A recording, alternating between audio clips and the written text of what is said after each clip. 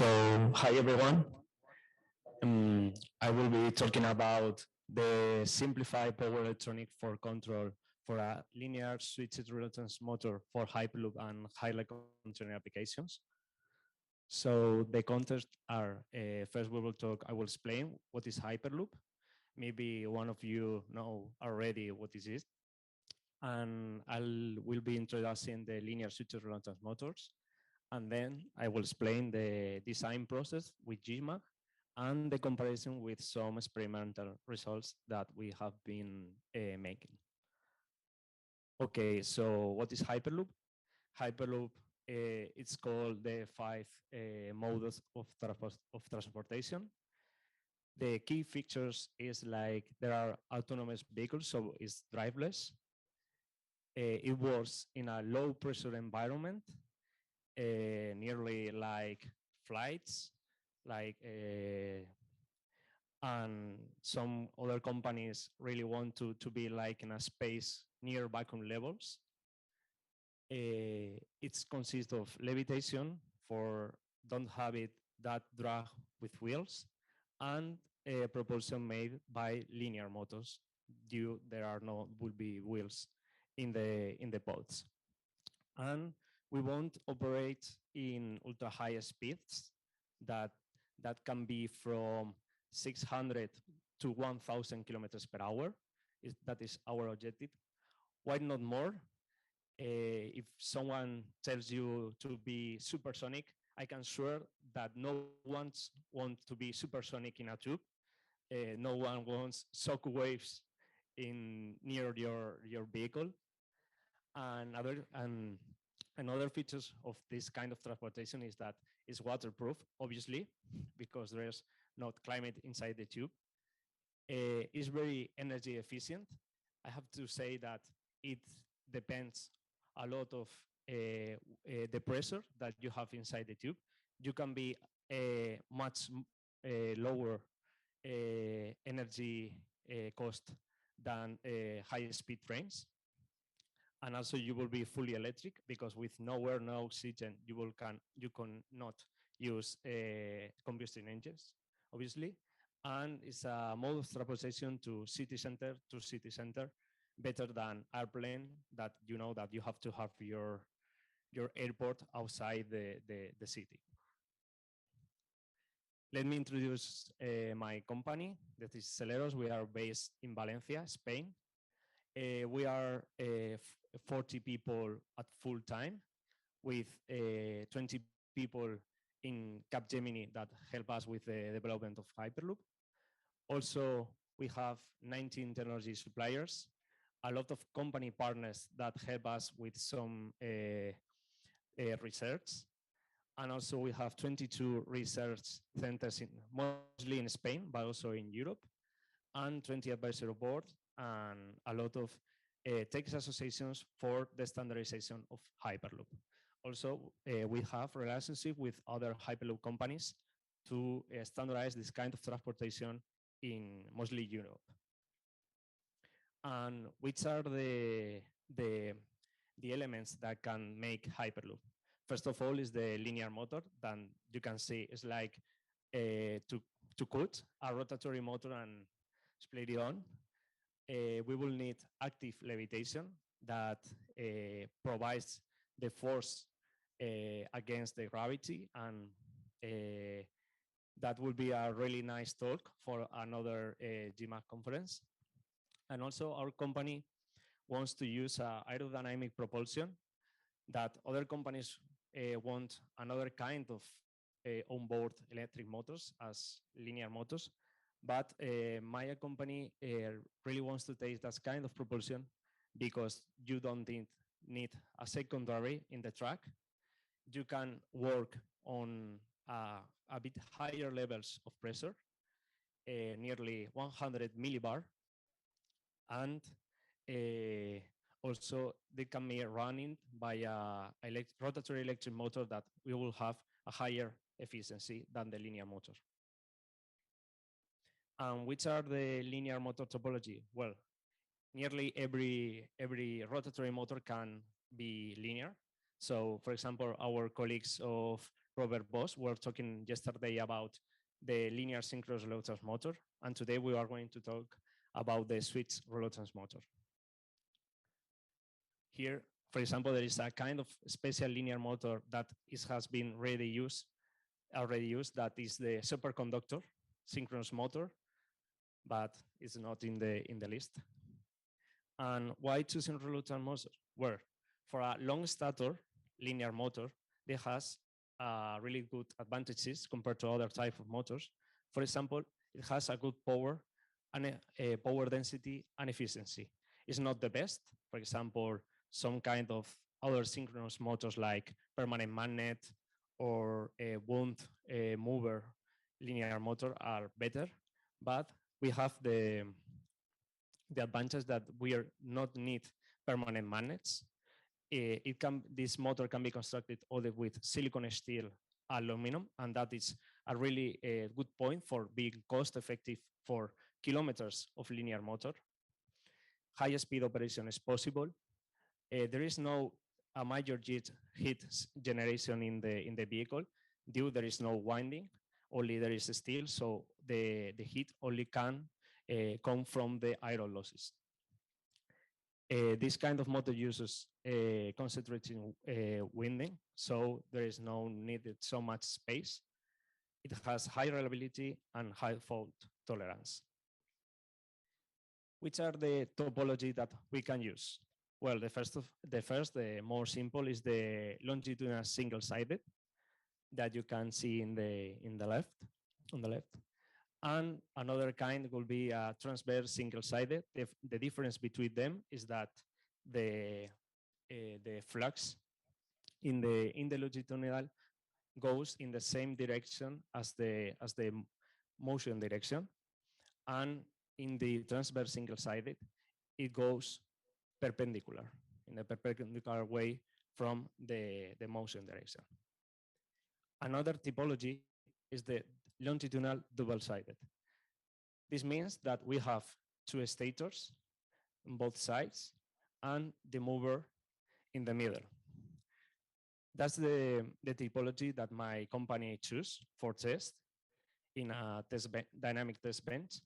And the reason is because a double-sided typology provides zero ideal normal forces, attraction forces between a stator and mover, that can be really high. For example, this number also depends a lot of control, magnetic saturation, and so on, but it can be as high as 10 or more. And that means that, for example, in this typology, you will have 1 Newton of propulsion and 10 Newton of attraction that maybe can be used for levitation, because if you turn this motor, you can provide a levitation force. But the problem is that that relationship between normal force and thrust force can limit your objective of thrust force. But we can discuss that. Which is our motor design process? First of all, we have the specifications and requirements. Then we have some possible solutions that can be made, first of all, analytically. And then we obtain a motor geometry. This also can, we use normally JMAG for obtaining this geometry. And then we have to perform some static simulations.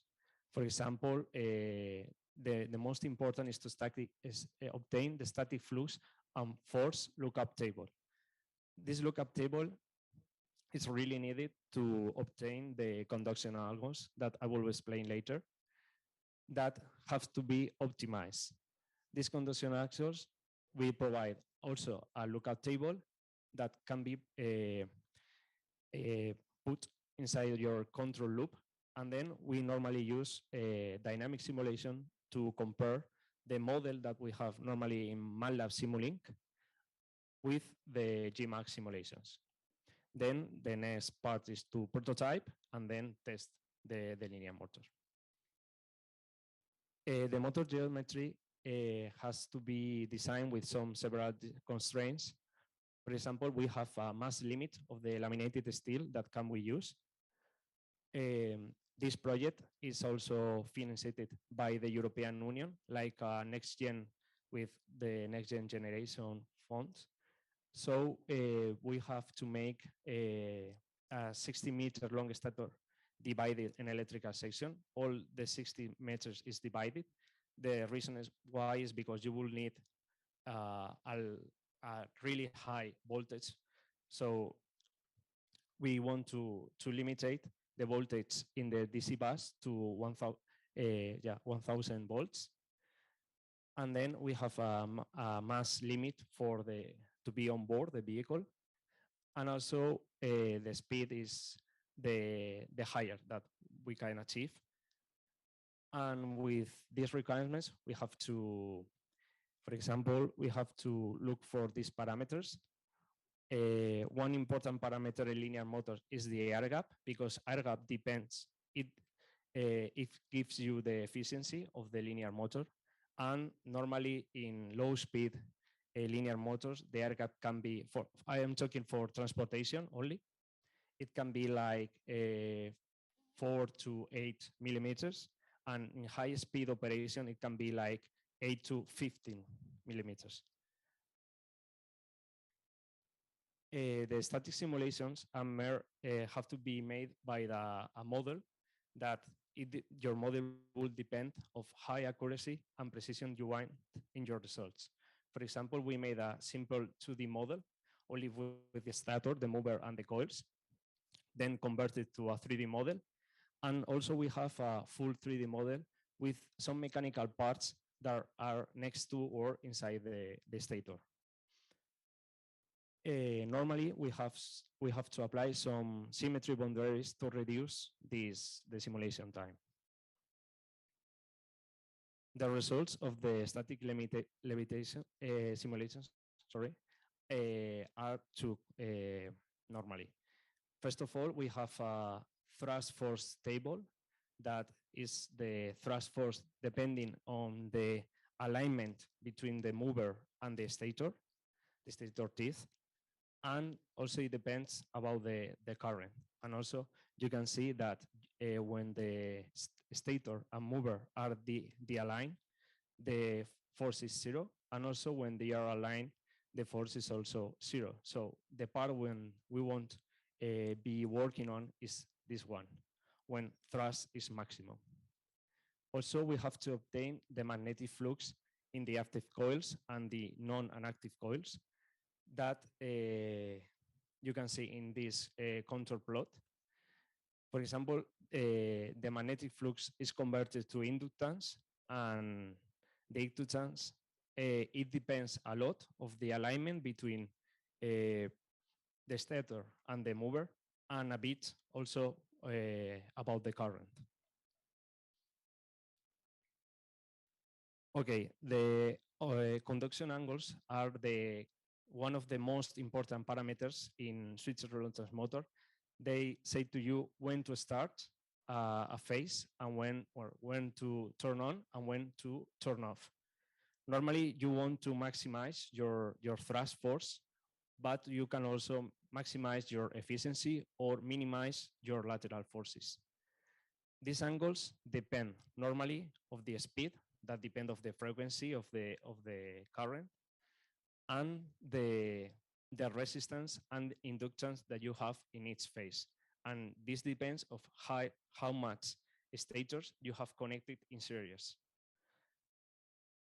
For example, normally you want to start your phase like in this part to have an alignment here and then maximize your thrust force, and then to turn off before the alignment position, because after the alignment position you will have a negative thrust force.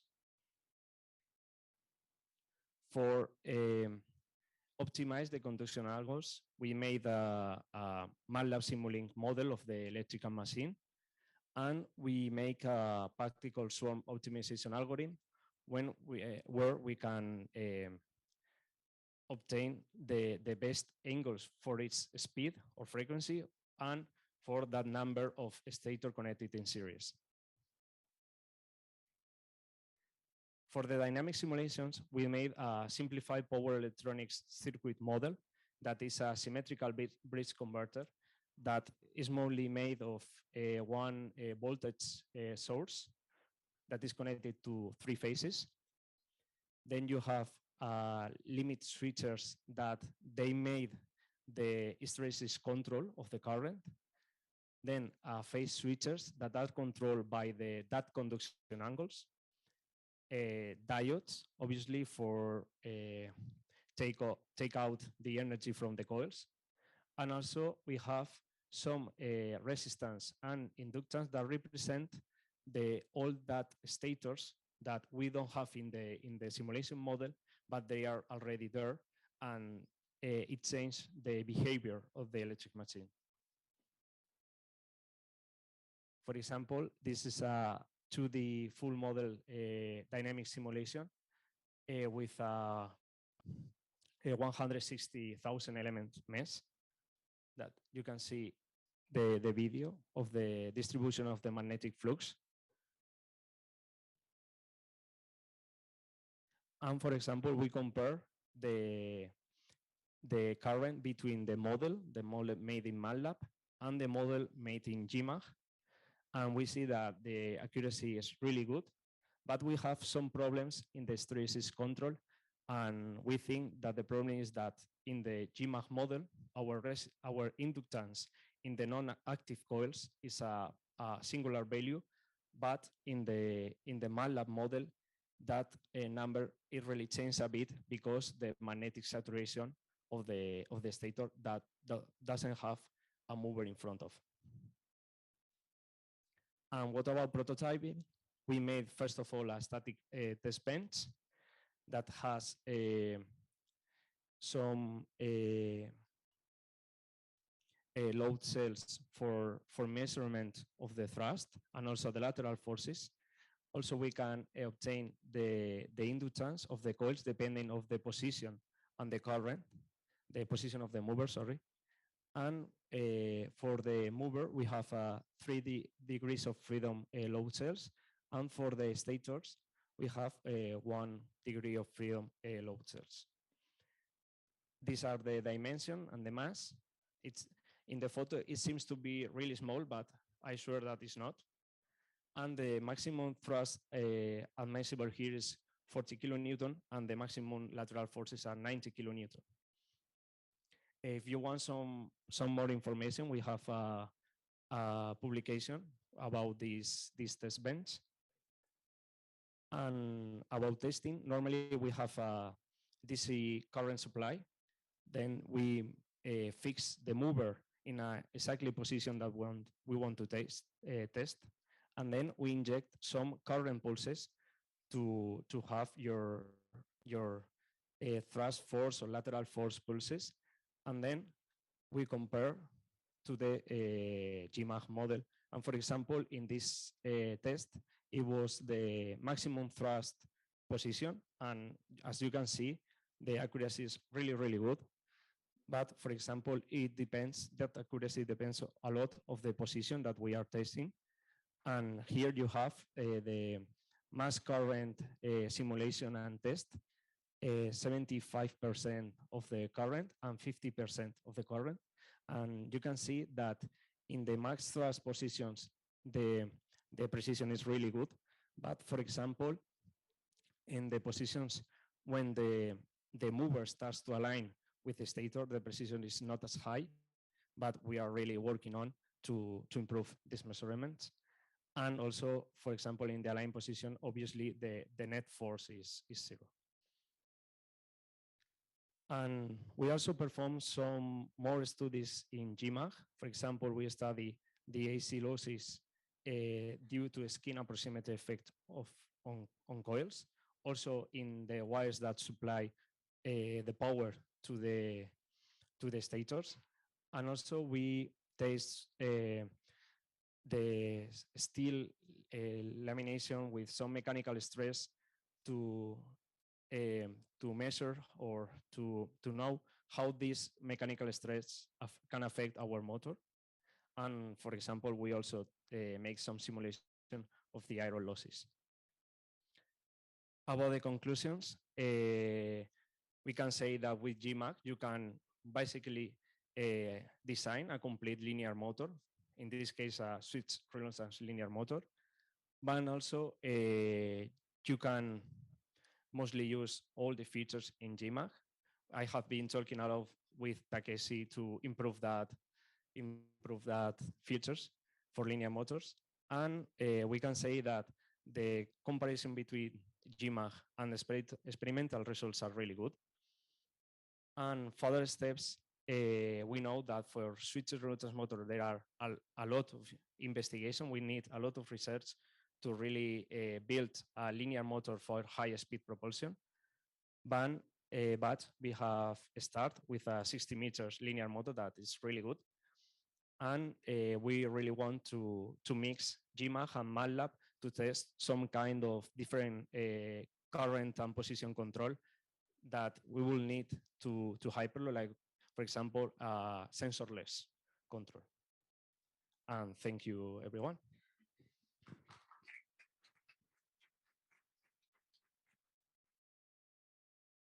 Hello. Thank you, Guillermo, for the presentation. So we can take some time for the question. Do you have any question for Guillermo? Several question. Okay. Yeah, thanks for your presentation. Just a small question on the topology. So it seemed that your coils are placed on the stationary part of the rails. Yeah. Is this subject to change? Because otherwise, for a long rail, you would need to outfit the whole rail system with coils, drivers, and everything. Yeah. The problem is that this kind of motor, it's like we'll be actuating like a booster. So in Hyperloop, we will need a linear motor on the track only for accelerate your pod to a maximum speed and then cruising. For cruising, you can use a linear motor on board the vehicle. But the problem is that for accelerate your pod, you will need a really high power that it cannot be provided. And well, nowadays, from the vehicle. So you will need to have a propulsion system on the track. And that means that you will have the coils in the stator in a long stator. Mm-hmm. Okay, thank you.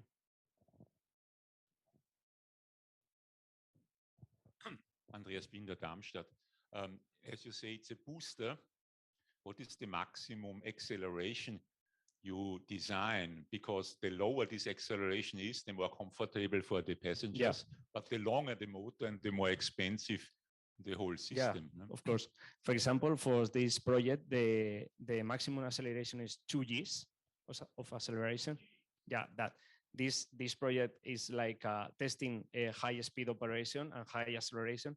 But for example, normally in Hyperloop, we will have between 0.G to 0.4 G, that this is the comfortable zone. For example, an airplane, I think is nearly 2.8 to 1 Gs of acceleration at takeoff, but railway is in 0.2. But for example, if you have a hyper vehicle that can have a mass of 50 to 80 tons, to accelerate to, let's say, 600 kilometers, maybe you will need to 10 to 20 megawatts of power. It's the same as if you think as an airplane, you will need more or less the same power as an airplane taking off. Exactly, that's my second question. With a 20 megawatt booster, how will then the coils be designed? You'll need a lot of current. Yeah. You need a lot of size of the steel and the pole size. Yeah. All these things get rather huge. Yeah, I can say that nowadays, any company has a really a solution. Everyone is like talking about superconductors. I don't know if you know the Yamanashi line in Japan, that is a maglev using superconductor coils. Maybe that's one kind of solution. But for example, for a normal linear motor, we will need a really higher state, a really large stator and large coils, or maybe a lot of distance with a lower acceleration. just as an addition, you know that for aircraft carriers, the steam catapults, they try to replace by electromagnetic launchers. And they need for this 200-ton aircraft a lot of power on a rather short distance. For example, General Magnetics is doing such things. They have a test track in the Los Angeles area. Did you a little bit look on what they are doing? Yeah, I know that, for example, the project they are talking about is EMALS, that is in an aircraft carrier, and they are using a free wheel to supply the current to I think it's a synchronous linear motor, and the power is in the same, is more or less the same as we need, like a few megawatts. But they use, as I know, high battery permanent magnets, so to be much stronger in the force than the switched reluctance motor. Yeah.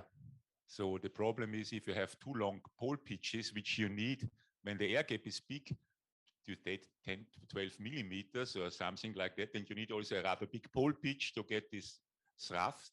Yeah. Then you need to be very fast in the switching finally if you go up to high frequency or to high speed. And then the question is, how long have you time to build up your block-sized current and to get it down by the freewheeling diodes? What is your upper limit on the switching frequency for this kind of high speed? For example, in this project, we will test to the motor with we call it that a single, like one pole, is that means that the current doesn't reach the limit. It's like a triangular wave. You turn on and turn off. There is no commutation of the semiconductors, and we want to test the motor in that kind of operation. Yeah, it loses a lot of thrust, and the efficiency really goes down. We know it. Any user question?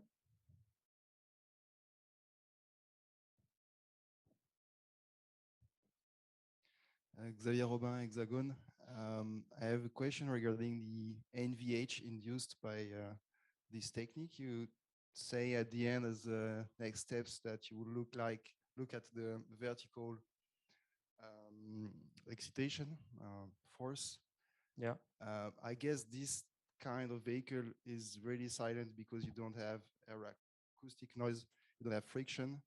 So the passengers will listen or hear very well the tonal frequencies induced. Did you have already an idea of the vibration induced and the frequencies, the range of frequencies heard?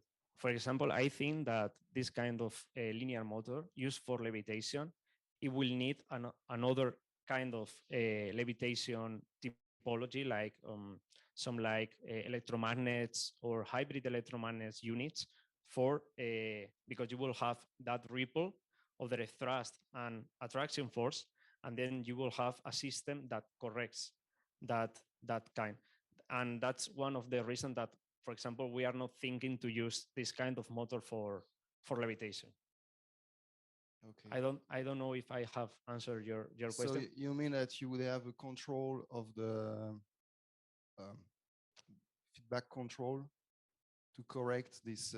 With another kind of levitation system that we normally will be like electromagnetic, with also attraction to iron plate or laminated steel. Okay. Anyway, because we use the motor for acceleration, when you are cruising, you still need levitation, so your motor can't be there any longer for levitation. You get extra system. Yeah. If you want to do your system comfortable for passengers, you will need a separate system for levitation, obviously.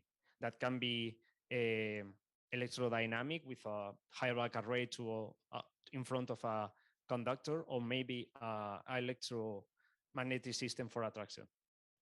For example, our company, we think that we can, one of the best solutions is to separate and not to coupling that systems. For example, I think another maglev train, the Transrapid, uses a linear synchronous motor with couple levitation and thrust. Yeah, but Yamanashi is a kind of special because using the null flux coils. Yeah. And yeah, they have the null flux coils, and then backwards they have the propulsion coils. But they have the same. Yeah, yeah. On the Yes. very clever. Okay, one last question maybe? No more question. Okay, so thank you, Guillermo, for this very nice presentation.